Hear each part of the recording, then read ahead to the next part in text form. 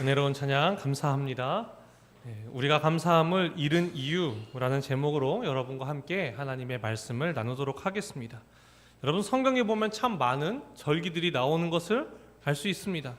우리가 오늘 맞이한 맥주절이 있고요, 초실절이 있고요, 칠칠절이 있고요, 오순절이 있고요, 유월절이 있고요, 무교절이 있고요, 초막절이 있고요, 장막절이 있고요, 수장절이 있습니다.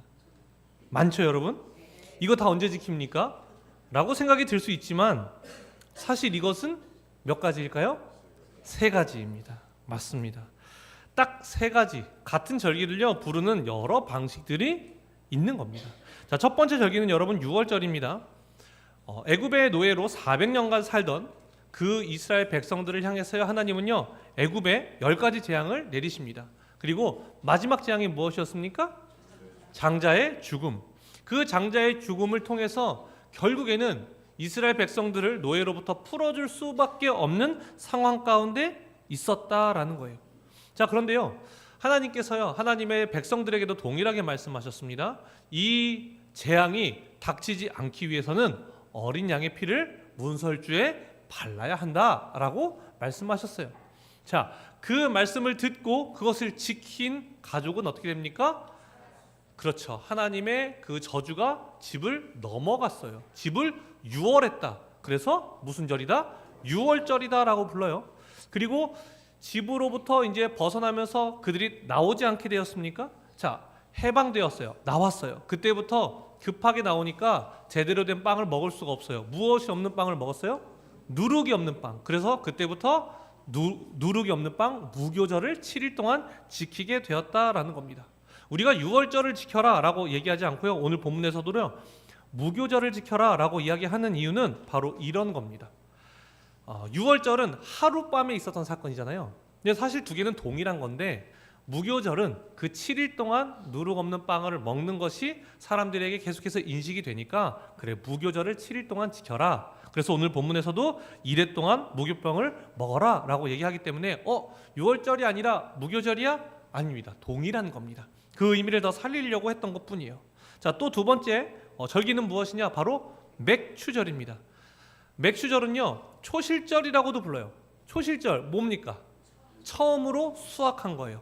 그게 초실절이죠. 근데 처음으로 수확한 게 또 뭐였어요? 보리였어요. 그러니까 무슨 절이다? 맥추절이다. 근데 그것이 6월절로부터 50일 후에, 그러니까 77절, 7일이 7번 있던 때에 있는 절기다. 그래서 77절이라고 부르고요. 또 한 가지 오순절이라고 부르죠. 5일이 10번 있었다라고 해서 오순절이라고도 불러요. 맥추절, 초실절, 77절, 오순절 다 동일한 것을 이야기하는 겁니다. 자, 그리고 마지막 절기가 있어요. 무엇이냐? 초막절입니다. 하나님께서 이스라엘 백성들을요 광야에서 40년 동안 그 초막 장막에서 지나게 하셨다라고 해서 초막절이라고도 하고요 장막절이라고도 하고요 또 그 시기가 그 지키는 시기가 언제냐면 수확한 것들을 저장하는 시기예요. 그러니까 수확한 것을 저장한다 그래서 수장절이라고도 부릅니다. 그러니까 제가 9가지 말씀드렸던 것은 사실은 몇 개의 절기다? 3개의 절기다. 여러분, 우리는 그 절기를 지키고 있습니까? 안 지키고 있습니까? 다 지키고 있지는 않습니다. 왜 우리가 그것을 안 지켜도 됩니까? 예수 그리스도께서 모든 율법을 이루셨기 때문에 우리에게 더 이상 그 율법을 이루어야 할 이유는 없는 거예요. 우리의 의는 율법을 이룸으로써 오는 것이 아니라 오직 예수 그리스도의 의가 우리에게 임하기 때문에 우리는 율법에 있는 것들을 지킬 수도 있고 안 지킬 수도 있는 거예요. 자유한 겁니다. 자, 그럼에도 불구하고 우리가 이 맥추절을 지키는 이유는 무엇이냐? 오늘 본문 16절의 상반절에서 이렇게 말합니다. 우리 함께 읽겠습니다. 시작. 맥추절을 지키라.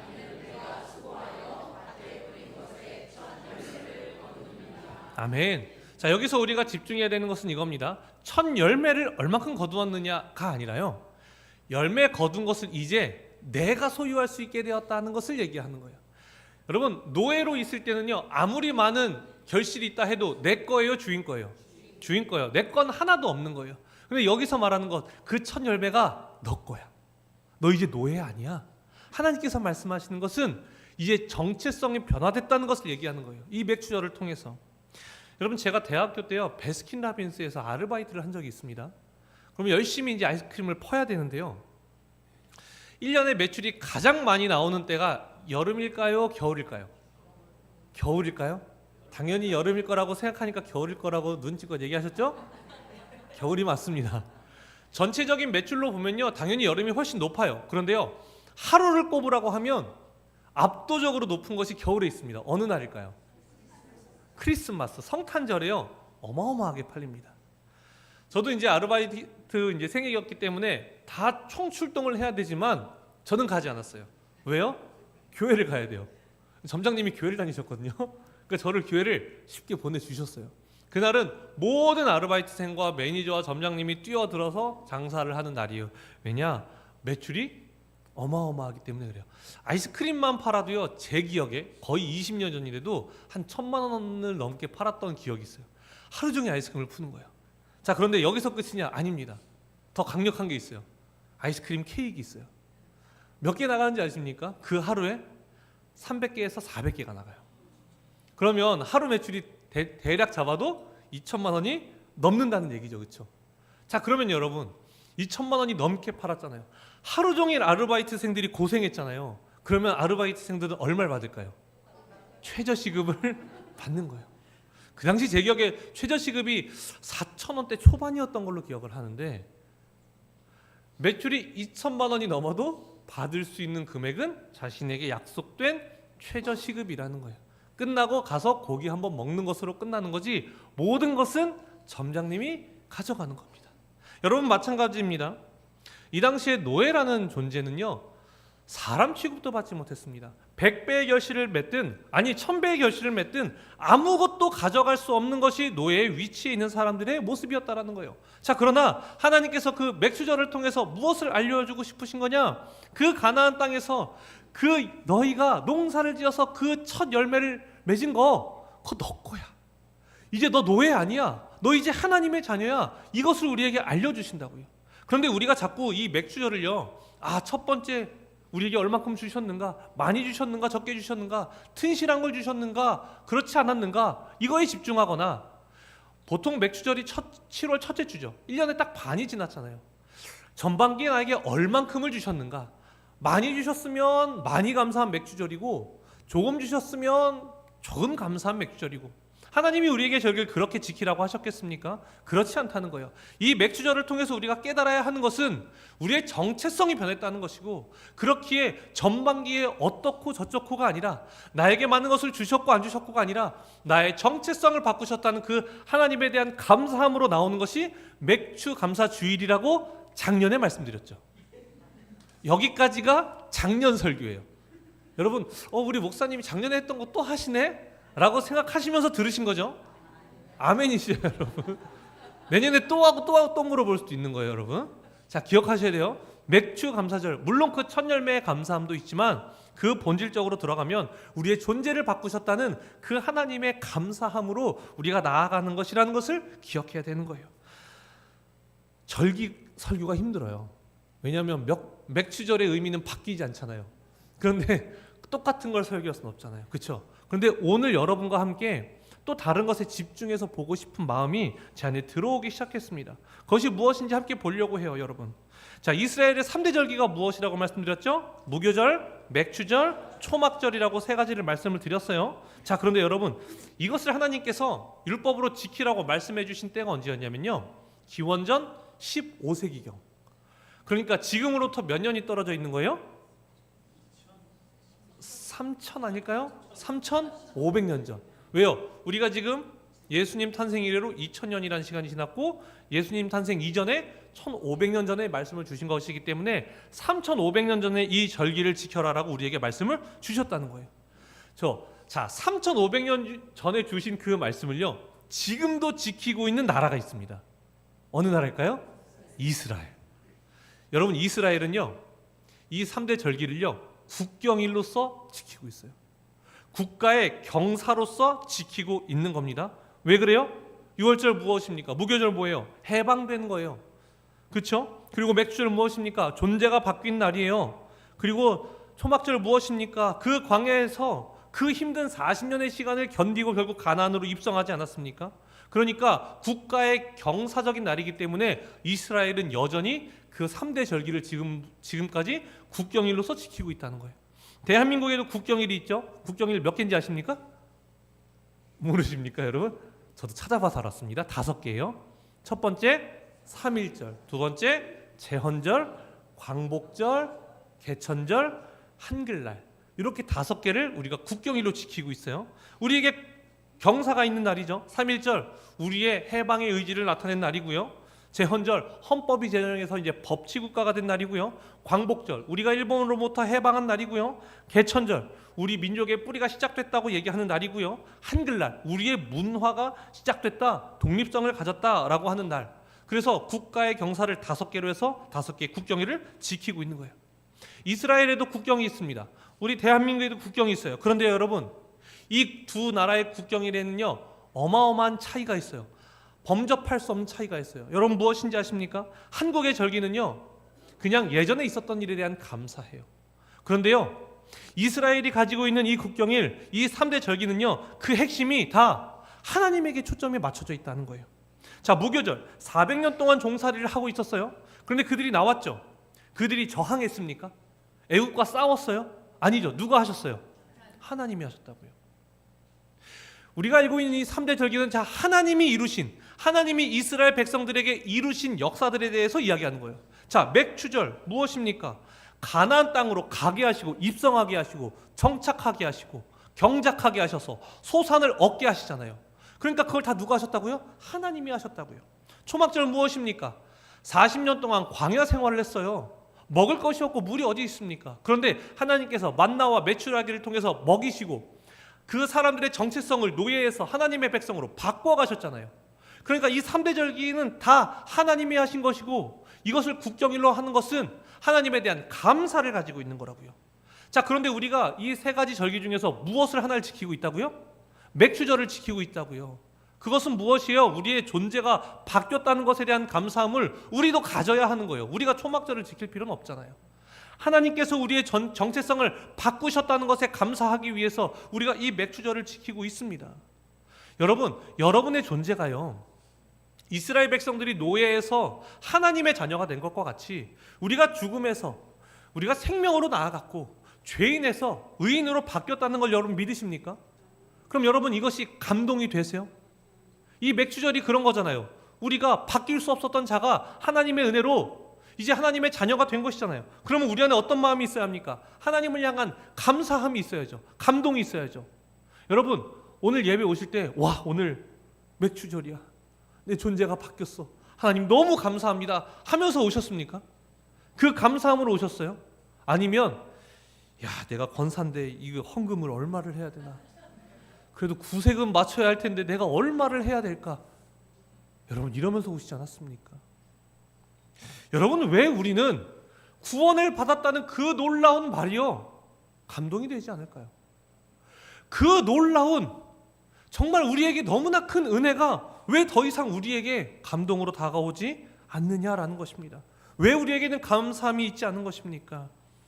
여러분 우리가 언제 감사하는지 아십니까? 우리는요 우리가 한 것에 비해서 더 많은 것을 받게 됐을 때 감사함이 생기는 거예요.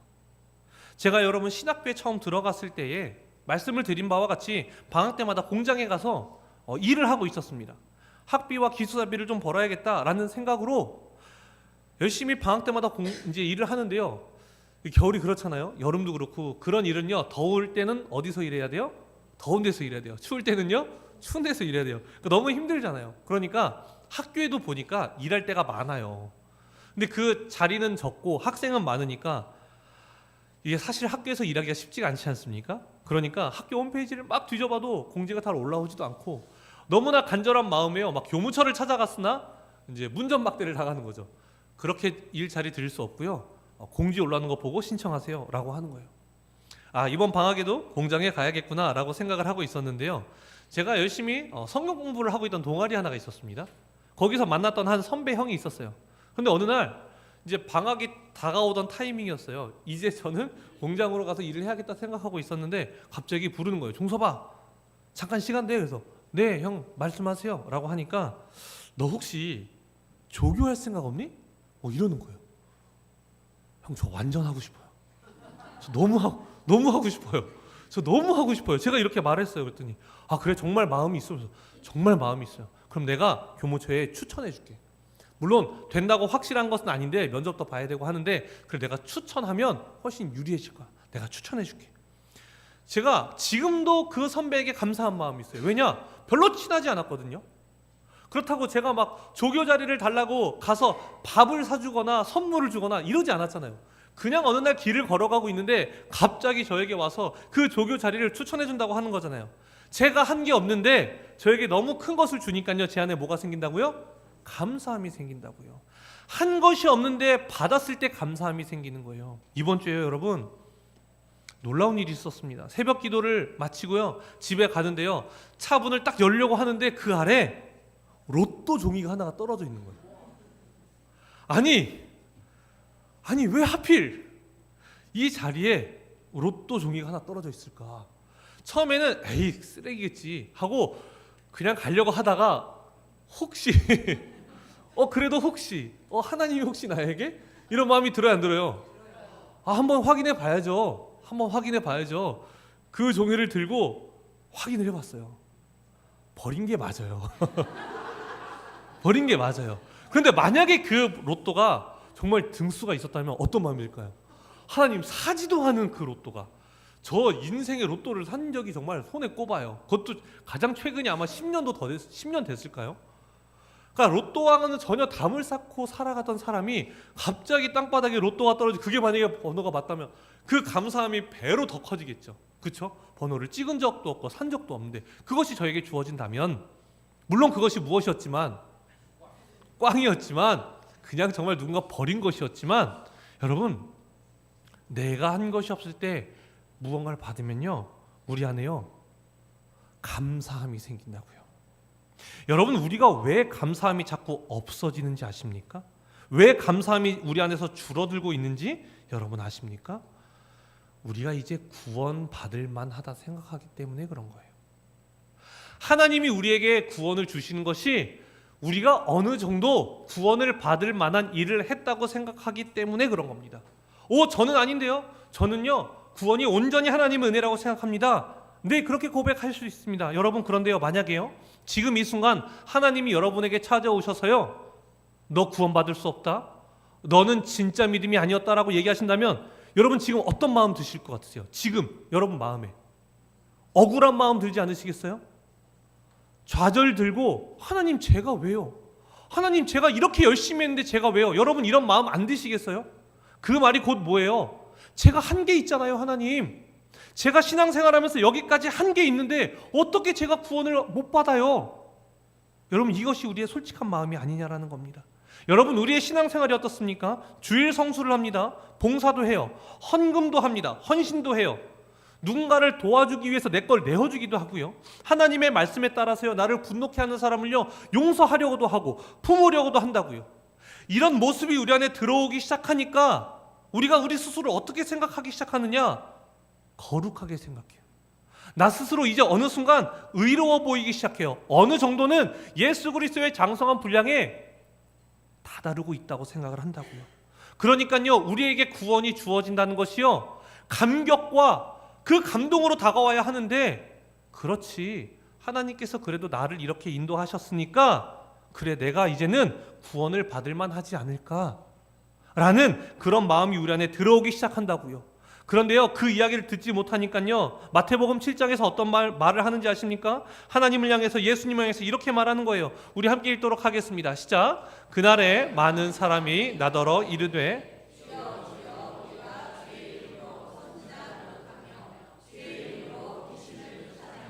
주의 이름으로 많은 권능을 행하지 아니하였나이까 하리니. 아멘. 이게 지금 무슨 말입니까? 주님, 주여 주여 제가 외쳤잖아요. 주님의 이름으로 선지자 노릇했잖아요. 주님의 이름으로 귀신을 쫓아냈잖아요. 주님의 이름으로 많은 권능을 행했잖아요. 그런데 왜 제가 구원을 못 받아요? 제가 구원을 못 받으면 누가 구원을 받아요? 우리는 자꾸 무언가를 한 것을 가지고 나의 존재라고 착각하기 시작한다고요. 여러분, 이게 가장 큰 위험입니다. 우리가 착각하기 쉬운 것이 바로 이것이에요. 무엇이냐? 내가 하는 행위들을 통해서 그것이 나의 존재라고 착각하기 시작해요. 내가 무언가를 하는 것을 가지고 봉사하고 헌신하는 것이 나의 존재라고 착각하기 시작한다고요. 여러분, 우리가 그렇게 할 수 있는 이유가 무엇인지 아십니까? 은혜입니다. 아무것도 할 수 없었던 자가요, 은혜를 받아서 그렇게 하는 거예요. 나의 본성과 나의 죄성은요, 하나도 변한 것이 없어요. 그런데요, 주님의 은혜로 보혈을 덮어주셨기 때문에 우리가 하나님 앞에 나와 있는 것이지, 우리가 무엇으로 하나님 앞에 나아갈 수 있습니까? 우리의 의로 하나님 앞에 나아갈 수 있습니까? 아니라고요. 그런데 자꾸 우리가 행동을 하면서, 신앙생활을 하면서 자꾸 그 행위들이 나의 존재라고 착각하기 시작하고, 그러니까 그것이 나의 의가 되기 시작했다고요. 여러분, 그렇지 않습니다. 아니, 그럴 수도 없다는 거예요. 여러분, 우리는요, 오직 예수님의 은혜로 구원을 받는 자들입니다. 여러분, 믿으십니까? 예수님이 자신의 의를 이루시죠. 하나님의 의를 이루십니다. 구원의 길을 여십니다. 십자가를 지고 그 골고다 언덕을 가시고, 그곳에서 죽음과 부활과 승천이 있는 상황 속에서 인간이 뭐라도 하나 보탠 게 있어요? 없다고요. 아무것도 한 게 없어요. 예수님의 의를 통해서 우리가 구원을 받는다는 것은 우리가 어떤 것도 한 것이 없다는 것을 고백하는 거고, 그런 우리를 사랑해 주신 하나님께 감사하는 마음으로 나아가는 것이 우리여야 하는데, 우리의 신앙생활이 이제 그럴듯해 보이고 헌신과 봉사가 있고 하나님의 말씀과 같이 살아가는 것 같으니까 내 안에 나 스스로를 착각하기 시작한다고요. 내가 의인인 것처럼. 여러분, 하나님 뭐라고 말씀하시는지 아십니까? 신명기 8장 17절에서 이렇게 말씀하십니다. 우리 함께 읽겠습니다. 시작. 그러나 내가 내 손의 힘으로 내가 이 재물을 말할 것이라. 아멘. 너 재물 생기면 반드시 이렇게 말할 거야.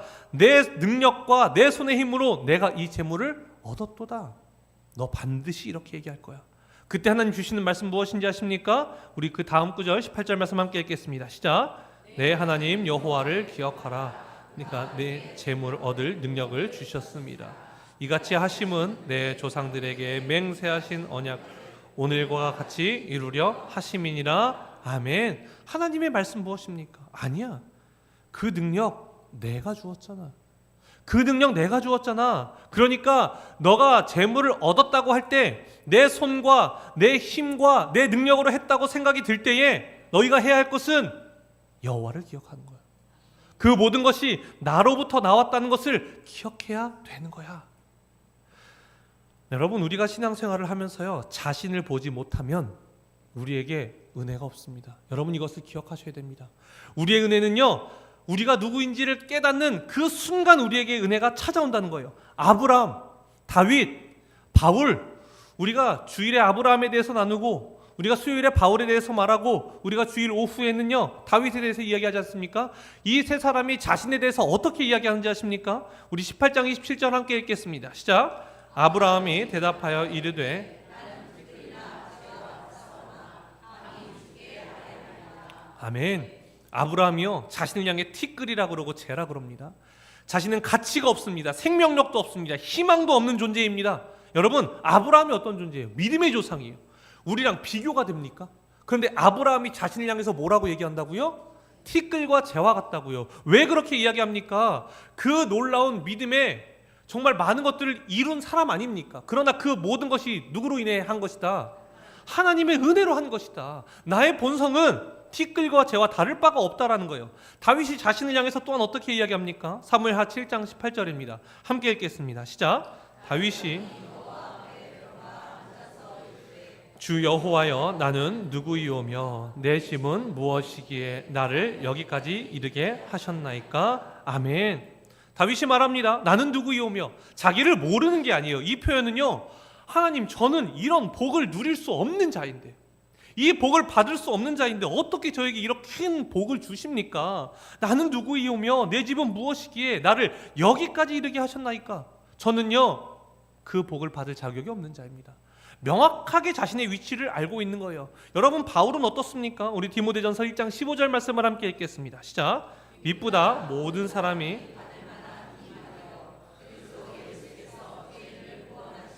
세상에 임하셨다 하였도다.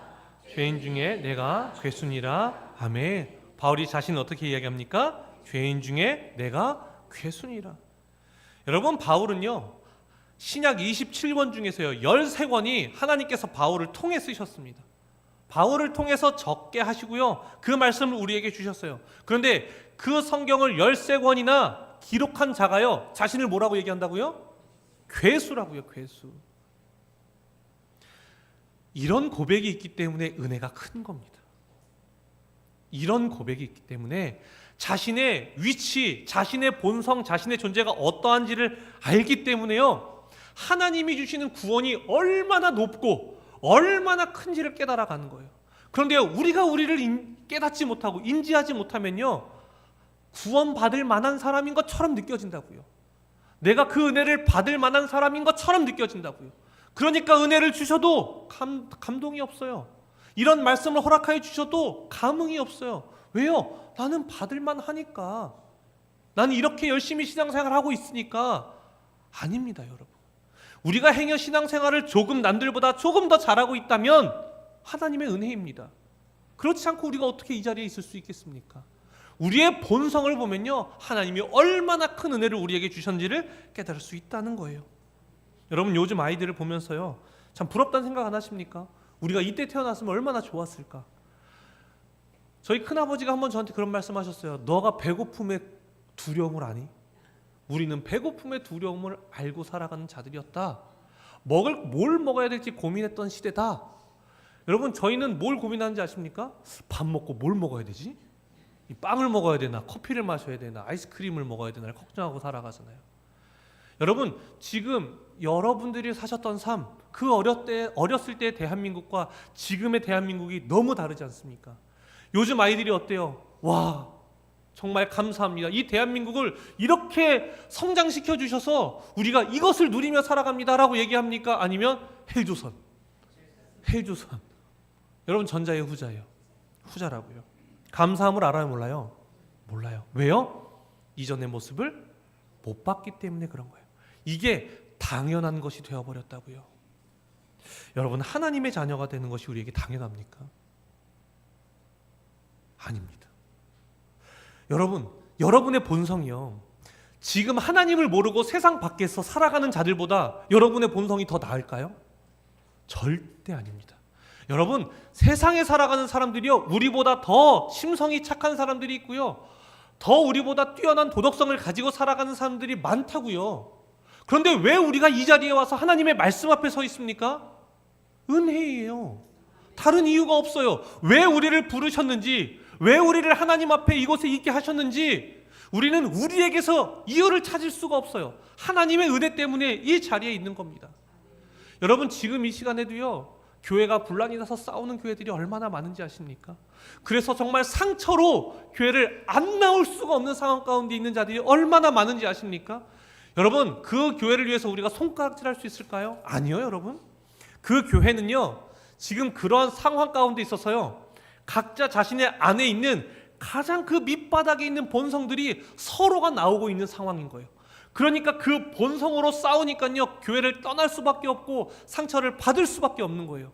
제가 그걸 경험해 봤어요. 그분들이 나쁠까요? 아니요. 본성이 올라오는 거예요. 근데 우리에게도 그 본성이 있다니까요.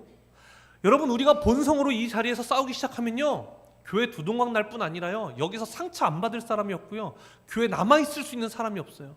우리 안에 본성이 그대로 남아있습니다. 그런데 왜 우리가 서로를 웃으면서 바라볼 수 있고 서로를 위해 긍휼히 여겨줄 수 있고 기뻐할 수 있습니까?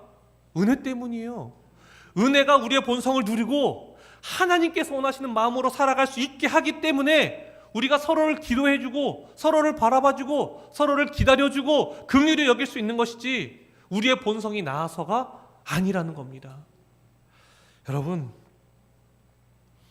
우리의 본성은요 하나님 앞에 서면요 정말 부끄러울 뿐입니다. 이것을요 머리로 기억하지 마시고 여러분 마음으로 기억하셔야 돼요. 여러분 기독교는요 이해의 종교가 아니라 체험의 종교예요. 성령님이 우리 안에 들어오셔서 그것을 깨닫게 하셔야 우리가 깨달아져요. 여러분 하나님이 주신 그 은혜와 그 감격이 없다면 여러분 기도하셔야 됩니다. 여러분 기도하셔야 돼요. 내가 누구인지 깨달아야 돼요. 보이지가 않아요. 그걸 깨달아야 하나님이 주신 은혜가 얼마나 큰 것인지 그 맥주 감사주일이 얼마나 우리에게 큰 의미로 다가오는지를 깨닫게 된다는 것입니다. 내가 누구인지를 깨닫게 될 때 하나님의 은혜가 얼마나 큰지를 깨닫게 될 것입니다. 저는 여러분이 정말 하나님 앞에서 무릎을 치며 기도하시고, 그래서 하나님의 그 은혜가 임하셔서 내가 누구인지를 깨닫고, 그런 우리가 하나님 앞에 받은 은혜가 얼마나 큰 것인지를 깨닫는 우리가 되어서 정말 이 베델교회 안에 하나님을 향한 그 감사와 감격과 감동이 충만한 베델교회가 되기를 간절히 소망합니다. 기도하겠습니다. 사랑의 주님, 우리가 감동을 잃었습니다. 우리가 감격을 잃었습니다. 그러니 우리 안에 감사가 없습니다. 주님, 우리가 누구인지 다시 한번 깨닫게 하여 주시옵소서. 우리의 밑바닥이 얼마나 깊고 얼마나 까마득한지, 그래서 하나님 앞에 서는 것만으로도 그것이 얼마나 감사한 일인지를 다시 한번 깨달으며 살아가는 하나님의 자녀들로 우리를 인도하여 주시옵소서. 우리의 감동이 회복되기를 원하옵나이다. 우리의 하나님을 향한 감사가 회복되기를 원하옵나이다. 그래서 우리에게 주신 그 은혜가 얼마나 크고 얼마나 값진 것인지를 깨달아 우리가 신앙생활을 하면서 우리에게 왜 이것은 주지 않으십니까? 라고 하나님 앞에 원망하며 나아가는 자들이 아니라 예수 그리스도만으로 충분하고 충만하다 이야기하는 하나님의 자녀들로 우리를 인도하여 주시옵소서. 예수님의 이름으로 기도드립니다. 아멘.